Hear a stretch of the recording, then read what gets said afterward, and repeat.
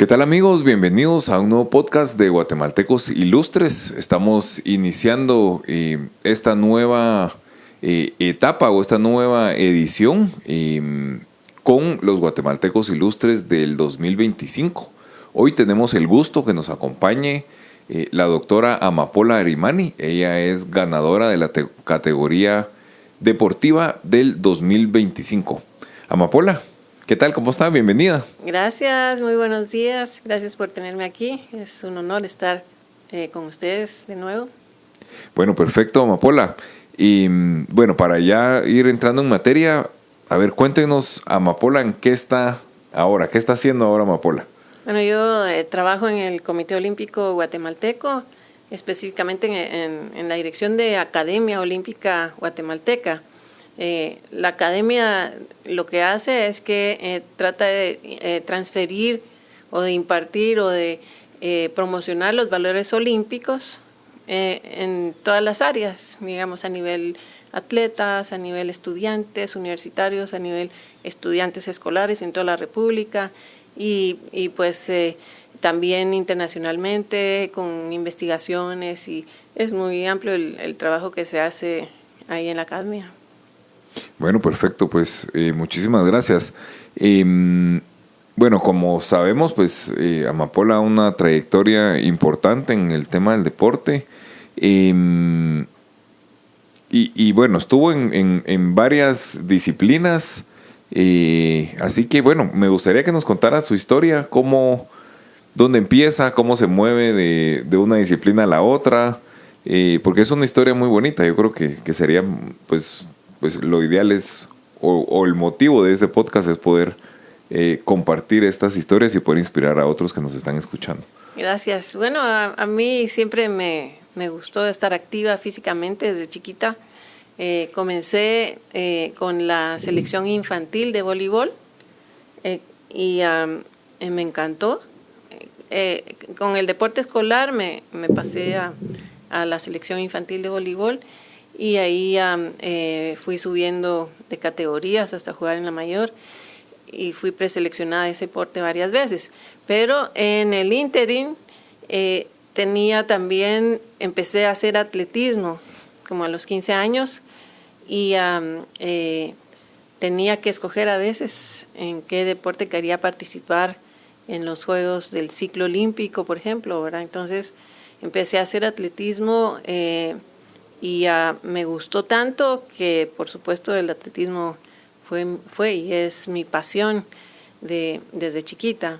Empecé haciendo salto largo y corriendo carreras hasta que de repente tenía un entrenador alemán de la cooperación alemana que vino, que fue mi primer entrenador, Rüdiger Dormann, que él vino, trabajaba con el Comité Olímpico y estaba apoyando y entrenando atletas jóvenes.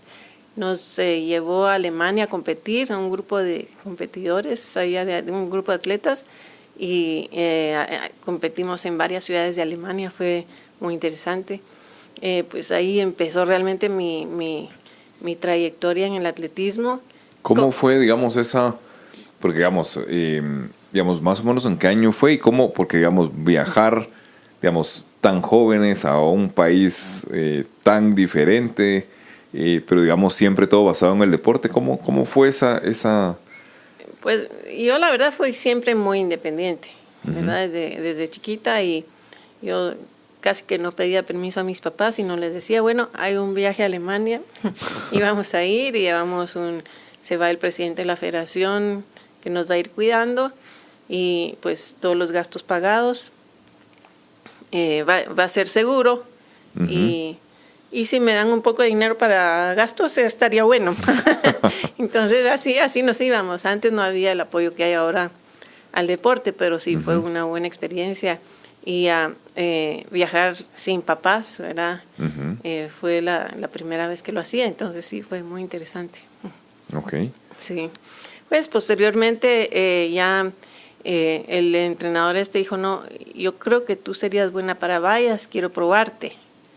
Y entonces empezó, me acuerdo que la primera vez que me puso 3 vallas ahí, yo pasé, estaba con otro alemán que venía de de un club alemán. Ujú.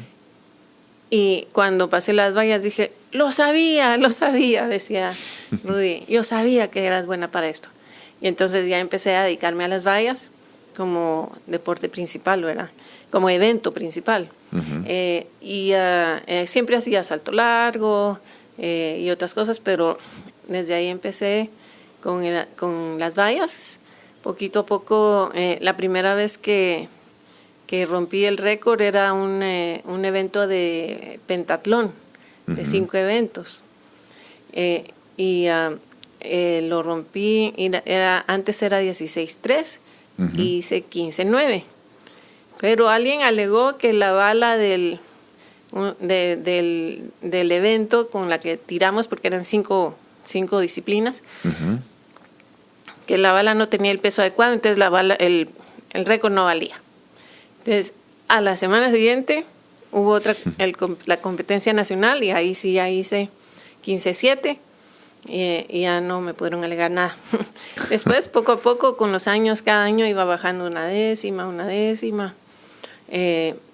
Tuve a mi hija cuando ya tenía el récord y en esa época me lo quitó Krista Schumann, una super atleta, y que a lo que se metiera ella era buena en velocidad.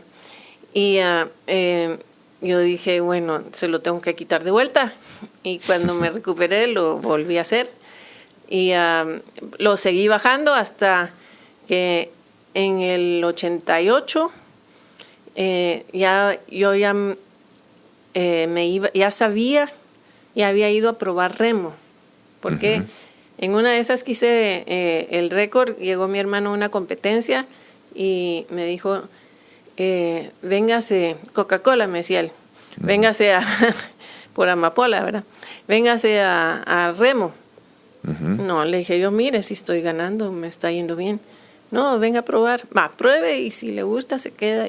Pero yo tenía el compromiso todavía de un campeonato iberoamericano en México. Y me gustó el remo, me encantó. Me sacó Juan Sanasi, que fue mi primer entrenador. Y me sacó al agua y me encantó. Entonces dije, bueno, voy a hacer remo. Hablando, digamos, un poquito del récord, digamos, ese récord, digamos, solo para que estemos como en sintonía y porque yo sí me sé la historia, pero los que nos están escuchando tal vez no, son 100 metros con vallas. Son 100 metros, hay 10 vallas en los 100 metros. En hombres son 110 y la altura es más alta. En mujeres son 10 vallas, ¿verdad? En 100 metros. Ok, y este récord estuvo por cuánto tiempo, que yo creo que eso, pues no sé si es bueno o es malo, pero... Bueno, no sé si es bueno también. Bueno, en ese iberoamericano hice 14-19, lo que era un récord electrónico, era mucho mejor que lo que había hecho antes, pero recuérdense que antes no había pista artificial en Guatemala, solo estaba la del Cementos Progreso, pero las competencias eran en tierra. Entonces, cuando uno va a otros países con una pista mucho más rápida, todo diferente, porque las púas de los spikes son más pequeñas, porque si son muy altas como en tierra, se somata uno, se cae.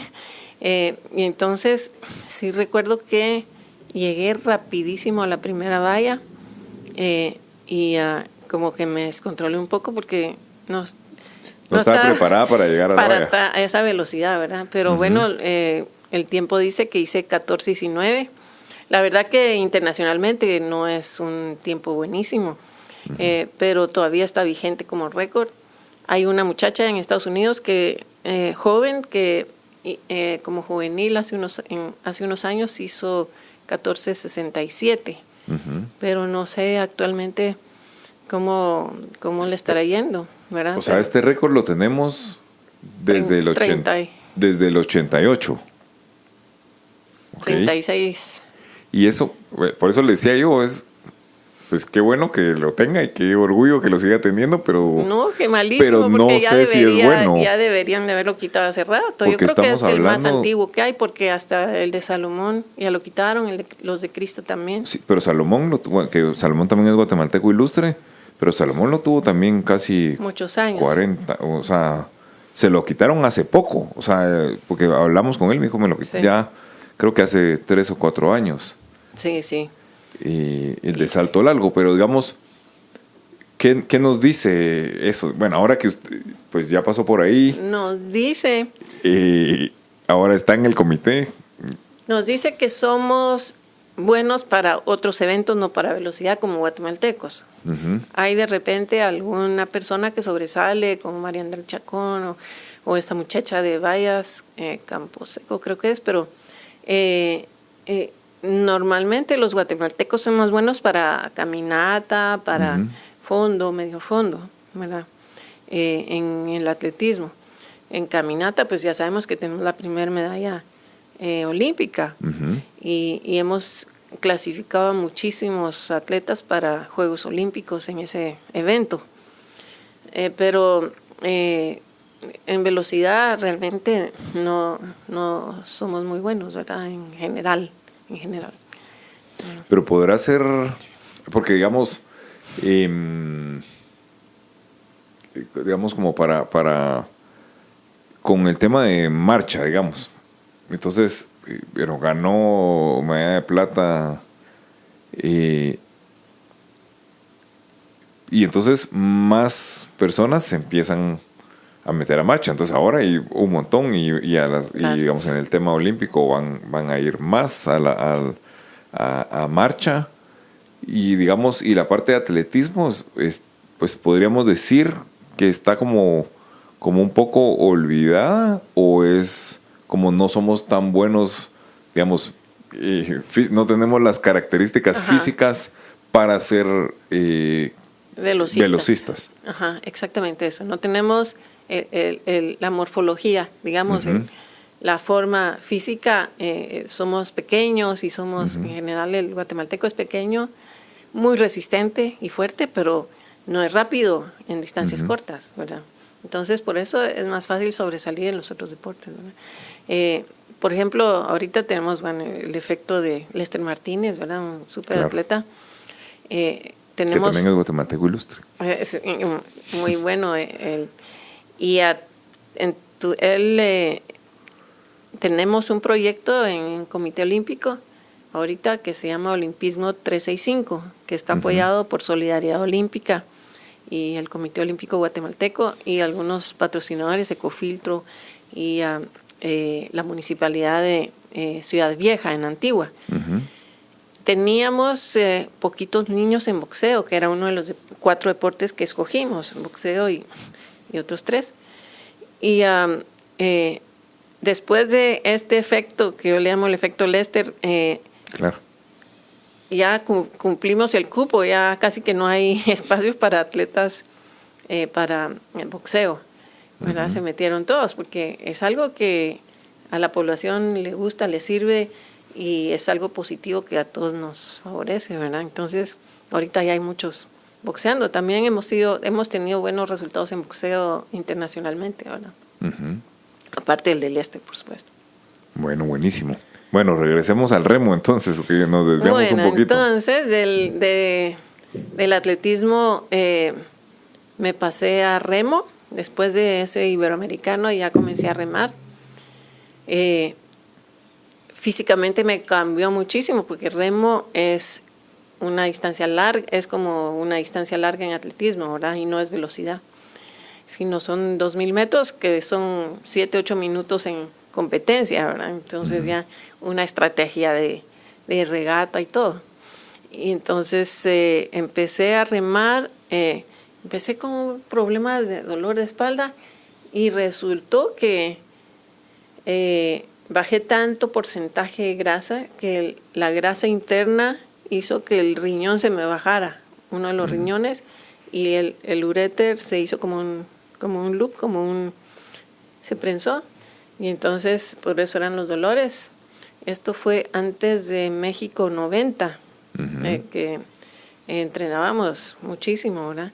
7 meses antes me dicen, bueno, la única forma que se puede corregir es teniendo una cirugía, ¿verdad? Para corregir esto. Pero entonces no voy a poder competir. Sí, no podría competir, en 7 meses no está lista. ¿Y qué riesgos hay? Pues el riesgo es que pueda perder un riñón, ¿verdad? Yo dije, bueno, voy a competir. No. Tengo 2, digo.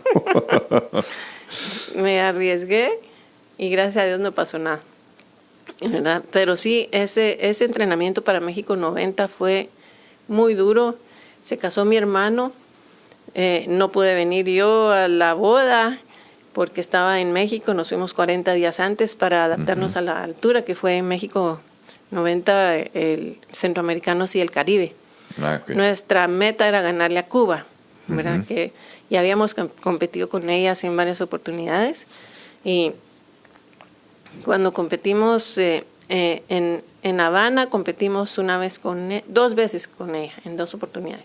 Entonces ya sabíamos cómo eran ellas. Nosotros llevamos 40 días antes, estuvimos allá, la verdad, algo complicado con donde nos quedábamos, porque nos quedamos en una casa del guardián del Club España, y teníamos que caminar a Xochimilco, donde era todos los días, y comíamos ahí.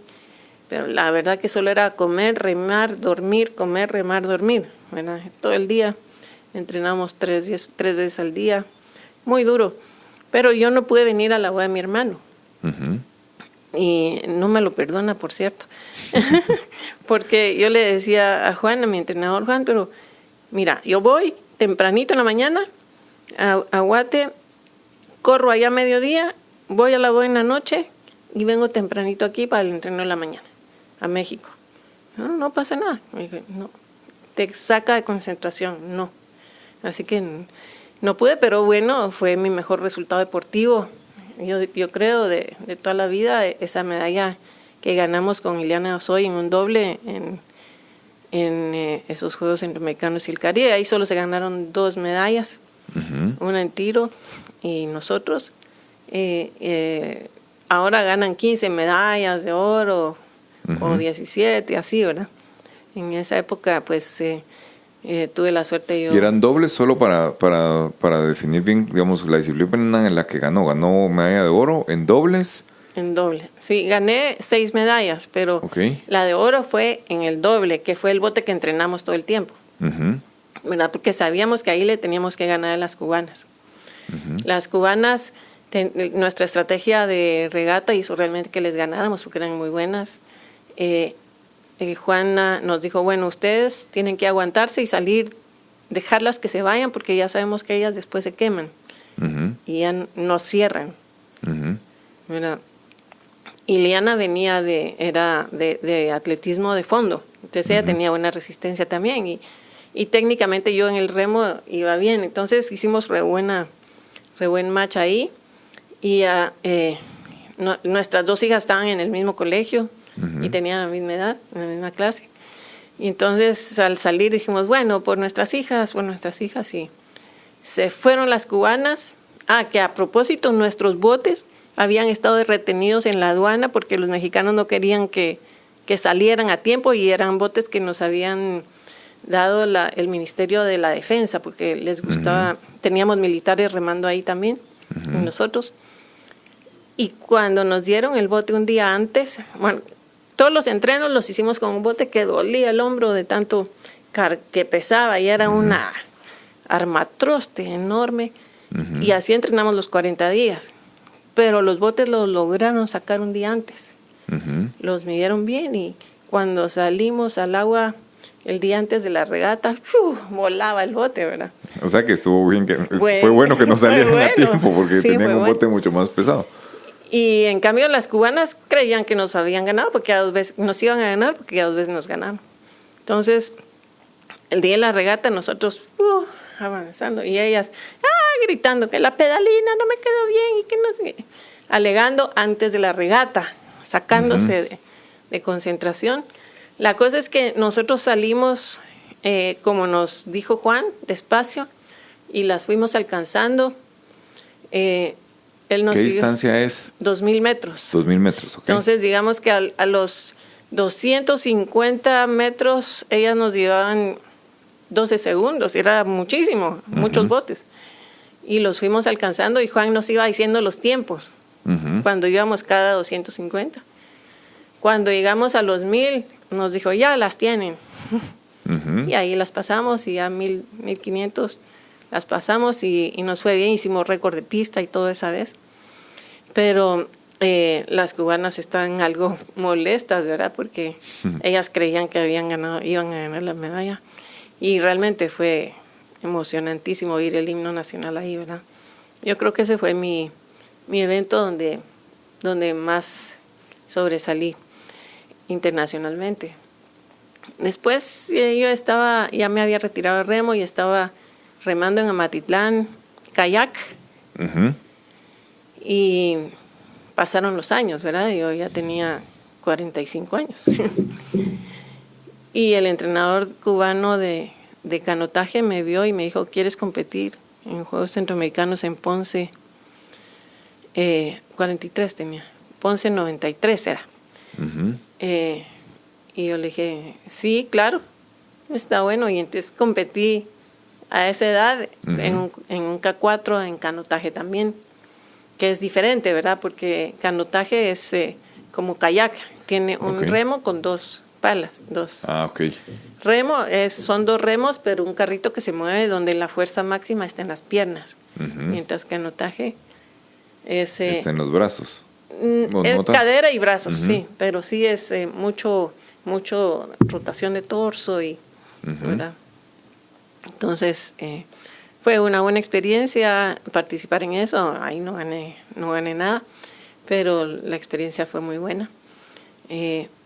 Y bueno, después de eso, realmente solo dedicarme a disfrutar del deporte de otra manera, ¿verdad? Sí, ahí es donde entra otra parte, digamos, porque empieza a ver o el deporte o se empieza a involucrar en el deporte de una forma totalmente diferente, ¿verdad? Claro, ahí entonces yo pensé, bueno, ¿qué puedo hacer? Me tiro a la dirigencia. Entonces, ahí estuve en el comité ejecutivo del Comité Olímpico del 2010 al 2013, 4 años, ¿verdad? Y también fue una experiencia muy buena. Después saqué una maestría en gestión deportiva, siempre con deporte, con el Comité Olímpico Internacional que me financió y el Comité Olímpico guatemalteco. Y a raíz de esa maestría surgió un proyecto de desarrollo deportivo para niños y jóvenes en áreas de riesgo, ¿verdad? Y el proyecto ahora lo maneja Banco Industrial y está muy bien, ¿verdad? Se han expandido bastante. Después me invitaron a llevarlo a Honduras, donde... Porque ese proyecto como nace, me recuerdo que la historia es que es bonita, digamos cómo lo vio y cómo dijo lo voy a empezar a ejecutar, y creo que esa parte es bonita, ¿no? Sí, bueno, yo al principio mi tema de tesis era implementar la educación olímpica en el sistema de educación física del Ministerio de Educación. Y me puse a pensar qué es lo que Guatemala necesita más. Entonces ya en el segundo módulo le cambié el tema y dije, tenemos un grave problema de delincuencia y que los jóvenes no tienen su tiempo ocupado en Guatemala y queremos alejarlos de las calles y que hagan deporte porque eso cambia las vidas de los niños y jóvenes, te da otra perspectiva de vida y además ocupa su tiempo libre. Y entonces, como yo siempre con los valores olímpicos, pues el deporte como que les lavaba el coco con valores olímpicos, además de meter 5 o 6 deportes con entrenadores buenísimos que sacaban algunos seleccionados y buenos semilleros para las federaciones, ¿verdad? Entonces las federaciones estaban contentas con el proyecto y me apoyaron bastante. En Honduras fue el BID fue el que nos apoyó y el gobierno de Honduras. Entonces ahí sí llegamos a tener hasta 2,000 niños, 3,000 niños en barrios de alto riesgo, unas áreas muy complicadas donde no podían entrar así nomás a esos barrios, ¿verdad? Uh-huh. Sino tenía que avisar antes a los líderes comunitarios y el proyecto fue sumamente bien aceptado. Teníamos 12 entrenadores. 12, ajá. Y bueno, practicando en los barrios, adentro de los barrios para que no tuvieran que salir y excusas de que no pueden practicar. Uh-huh. Y poco a poco ellos fueron mejorando y teniendo mejores resultados.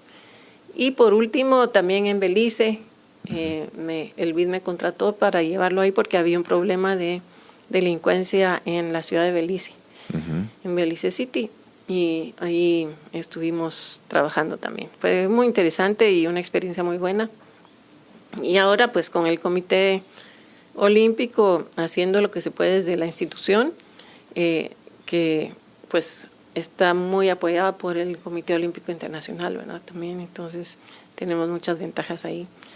Para hablar, digamos, un poquito del proyecto, ¿cómo consistía o cómo es la estructura, digamos, qué tipo de deportes, cómo se elegían los lugares o los barrios donde se iba a ejecutar? ¿Cómo era esa parte? Sí, bueno, el primer contacto fue algo complicado porque yo sola, uh-huh. pero me llevó un chofer del Comité Olímpico Guatemalteco, me acompañó y dije, bueno, voy a ir a este asentamiento en zona 6, uh-huh. Que no me pase nada y Pedrito, vení tú conmigo, por favor, y quiero hablar con el líder comunitario. Y sale un señor ahí. Ay, mire, aquí nos han venido a ofrecer 1,000 cosas y proyectos. Nadie hace nada nunca. Así que no le creo que usted vaya a hacer nada. Ay, espérese, iba a ver. Uh-huh. Entonces ahí se me puso ahí fue, sí. Eso fue lo que... Entonces empecé a trabajar y al inicio el Comité Olímpico Internacional pagó la capacitación de los entrenadores y todo eso y me dio una gran ayuda. Uh-huh. Y después ya se quedó la Fundación Olímpica manejando el proyecto, ¿verdad? Pero el inicio fue difícil porque escogimos 5 deportes que no eran fútbol, que era lo que todo el mundo conoce y lo que todos los niños quieren, ¿verdad? Entonces, por ejemplo, en una reunión que tuvimos para presentar los proyectos, unos niños de atrás decían, quiero fútbol, queremos fútbol. Entonces le dije,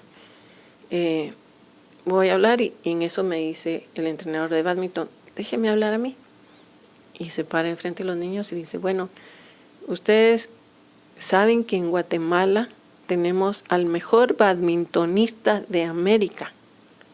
Uh-huh. Y no se compara con los resultados obtenidos en otros deportes. Y entonces los niños ya cambiaron su actitud y empezaron ahí a meterse ya a otros deportes donde podían sobresalir. Uh-huh. Y yo escogí deportes donde podemos sobresalir, que tienen categoría de peso, porque como uh-huh. te decía antes, somos pequeños, ¿verdad? De estatura. Entonces, en las categorías de peso no se favorece a nadie. Uh-huh. ¿Verdad? Entonces comencé con judo, después tuvimos taekwondo, teníamos bádminton, uh-huh. atletismo, pero como no teníamos pista ni nada ahí, se practicaba en las calles, ¿verdad? Uh-huh. Y con programas de la Federación Internacional, de juegos, mucho juego con los niños, ¿verdad? Hay que tener mucho juego para que ellos quisieran ir. Uh-huh. Y así poco a poco fuimos desarrollando cada deporte, pero los entrenadores muy bien escogidos y lavarles también a ellos un poco el cerebro de que no solo es ganar, también uh-huh. ganar, porque en este proyecto era competitiva la cosa, ¿verdad? Sí, uh-huh. no solo es deporte para todos, sino de recreación, sino era semillero para que las federaciones estuvieran interesadas y fueran a ver si encontraban a alguien. Y nos daban también implementos, ¿verdad? Uh-huh.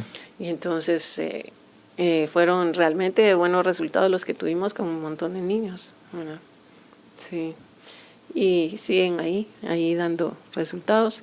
Digamos, los maestros o los instructores, ¿cómo, digamos, se buscaba a alguien que fuera cercano a la comunidad, de la comunidad? No, ¿O se buscaba a alguien de fuera? El problema, porque si no son de la comunidad, uno dice, híjole, los voy a meter ahí. Ajá, los voy a meter al... Y qué peligroso. Yo las primeras veces sufrí por ellos. Uh-huh. Pero no, primero tienen que tener el aval de la federación, porque... Uh-huh. Para que no fuera cualquier entrenador, ¿verdad? Sino alguien que tuviera experiencia, que supiera de su deporte. Muchos eran licenciados en deporte uh-huh. y se les pagaba mejor que a un entrenador normal, ¿verdad? Uh-huh. En Honduras me decía el presidente de la federación, ay, Amapola, usted me está arruinando aquí con esos salarios que les están dando a los entrenadores. Y yo, sí, pero mire dónde se están metiendo, uh-huh. ¿verdad? Ellos corren un gran riesgo. Yo quería meter gimnasia, que ese fue uno de los que hubo aquí, que buenísimo, fue uh-huh. uno de los que más éxito tenían, el deporte de gimnasia. En Honduras no podía, porque los entrenadores todos tenían tatuajes. Uh-huh. Entonces no podían entrar a los barrios así, porque los podían confundir con agrupaciones, ¿verdad? Entonces, sí, es complicado, pero la verdad que una experiencia increíble haber sido parte de eso. Porque me acuerdo que había una historia de que usted se había ido a un lugar de estos y regresó más tarde y toda su familia estaba asustada.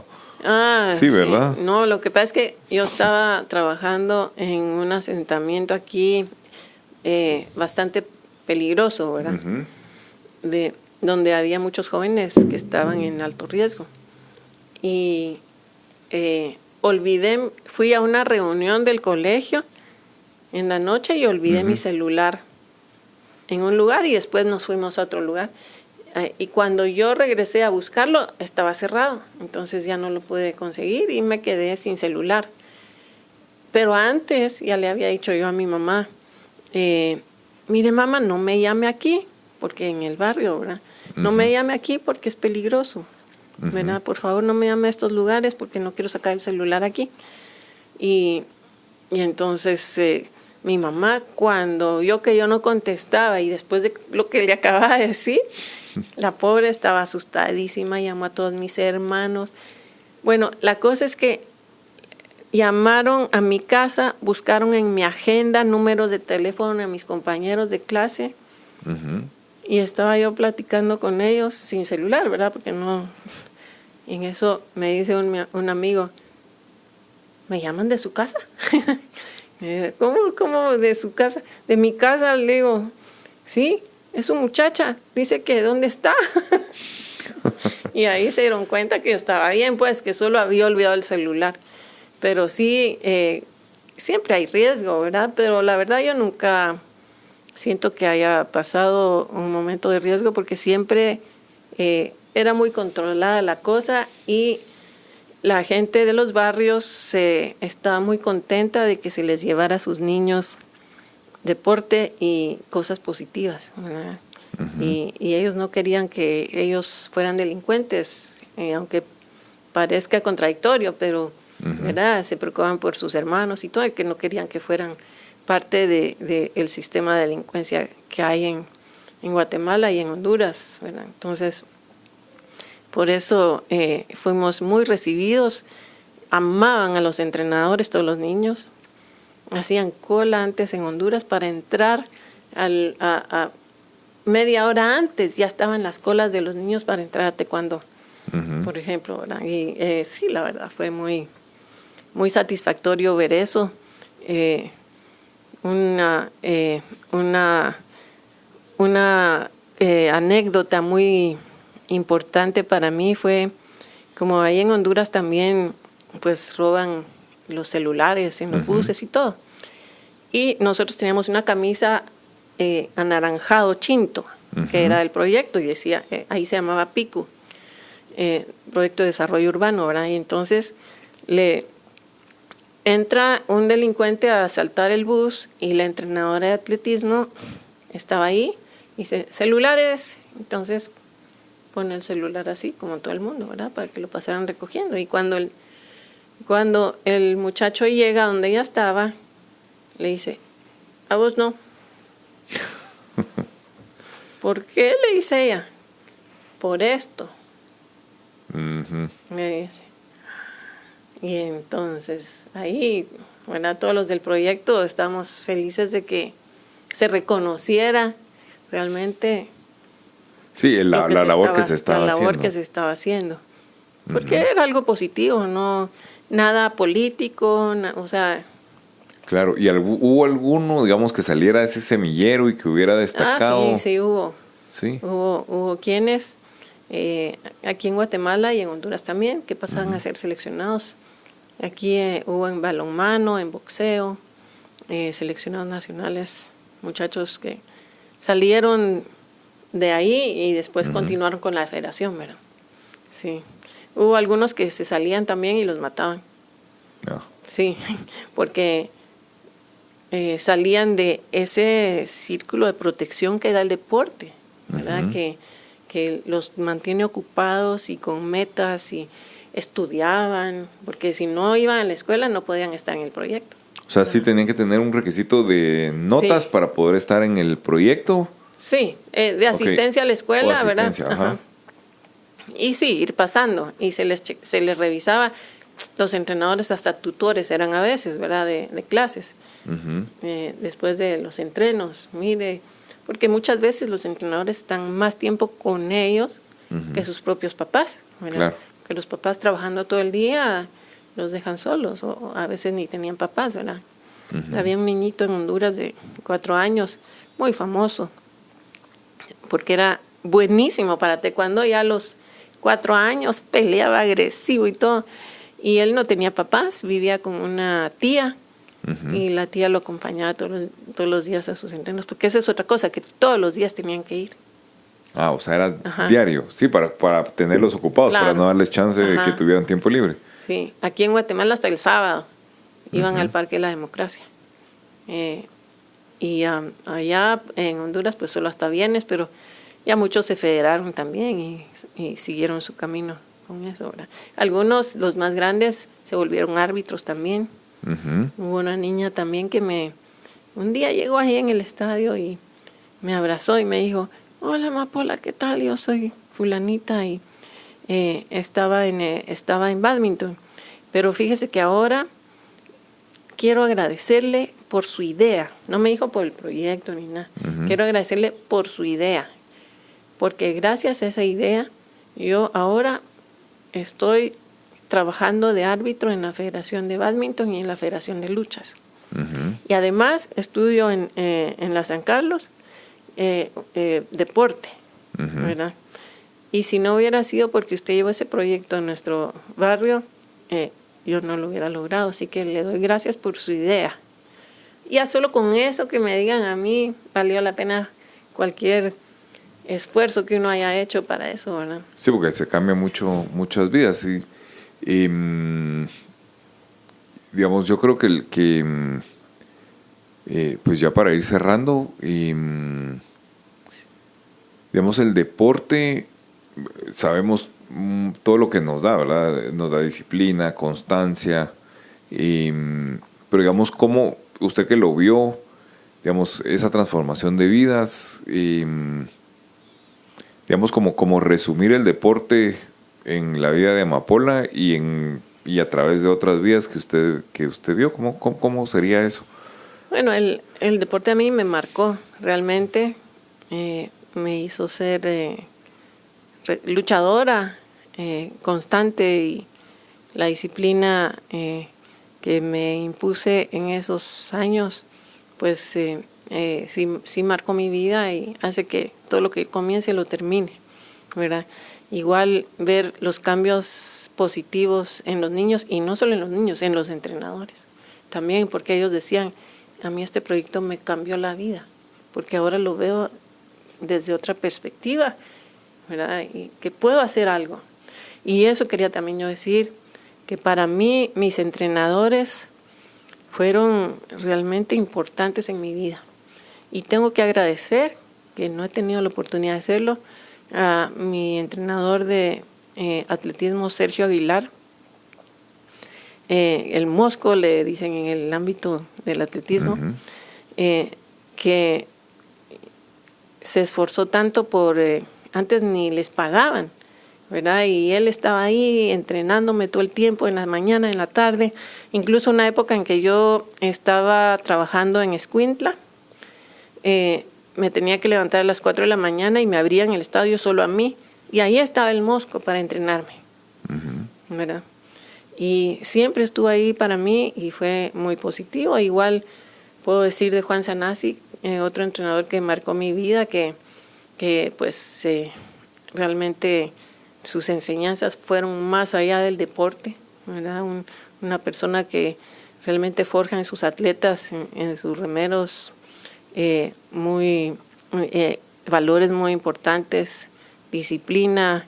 Sí, Juan no perdonaba ni que uno tuviera gripe. La única razón que uno no podía entrenar era que tuviera fiebre. Pero de ahí hasta de cualquier forma lo hacía uno entrenar. Pero bueno, todos esos sacrificios y todas las secuelas que le deja a uno el deporte, porque realmente el deporte de alto rendimiento, sobre todo como se practicaba antes, ahora hay mucha protección al atleta, operación de espalda, la cadera, que las vallas por la pierna que pase franqueo también mala, el oído por nadar, que se me reventó por usar tapones, el ojo porque no usaba lentes y me afectó el ojo, muchas cositas que le van a uno afectando en el deporte por hacerlo tanto y con tanta frecuencia, ¿verdad? Y con tanto esfuerzo y llevar al cuerpo al borde del límite. Sí, al límite, ¿verdad? Pero lo volvería a hacer. No me importa qué malo me haya hecho en algunos aspectos, pero lo que hizo positivo el deporte en mi vida lo volvería a hacer, y las oportunidades que me da ahora de trabajo y de ayudar a otros, la verdad que es muy positivo. Pero quería dejar claro eso, que estoy muy agradecida con todos los entrenadores, especialmente ellos dos, que dejaron tanto esfuerzo por hacerme tener éxito en el deporte. Sí, yo creo que mencionó algo de lo que no hemos hablado, digamos, y creo que es importante mencionarlo porque, bueno, hablamos de, entrenamos y ganamos, ¿verdad? Pero se oye, digamos, para un atleta de alto rendimiento, digamos, y tal vez el mensaje que quiero dar es todo lo que tengo que sacrificar para lograr llegar a algo, ¿no? O sea, decir sacrificio, pero puede ser pues otras palabras, ¿verdad? Enfoque, claro. ¿Verdad? Porque eso no lo hablamos, es decir, me levanto a las 4 de la mañana, entreno 2 horas, me voy a estudiar, entreno otras 2 horas, hago deberes y entreno otras 2 horas, o sea, eso mucha gente no lo conoce o no lo ve. La vida social, si uno entrena muy fuerte, es muy baja. Realmente no puede uno ir a fiestas. Yo sí iba a fiestas, sobre todo cuando remaba, que por 10 años me levanté a las 3 de la mañana para estar en Amati, ya remando a las 5, y después ir otra vez en la tarde. Bueno, yo a las 7 de la noche ya no podía estar en pie, ya tenía sueño. Entonces, si iba a alguna fiesta, tenía que ir. ¿Dónde está el cuarto de los niños? ¿Dónde me puedo dormir? En un silloncito por ahí. Me dormía, y ya cuando nos fuéramos me despertaban, porque realmente sí, el sueño es importante y le da a uno sueño, y el cansancio, y sí, es mucho sacrificio en ese sentido, pero no lo veo tanto como sacrificio, como tú decís, sino sí, en un enfoque con una meta específica que no le cuesta a uno, porque sabe que eso quiere uno. Eso a veces me hace falta, tener esa meta deportiva para hacer deporte, porque ahora lo hago por recreación, pero antes tenía esa meta que tenés que estar bien para tal fecha. Y eso que quiero alcanzar, digamos, ese norte. Ajá. Entonces, no importaba si tengo sueño, me levanto, me visto y me voy, ¿verdad? Pero ya después uno se siente bien, ya que entrenó, pero sí, la verdad que la vida de muchos deportistas es dura en ese sentido, socialmente complicada. Bueno, perfecto, pues muchísimas gracias, Amapola. Y pues no sé si quisiera agregar algo más.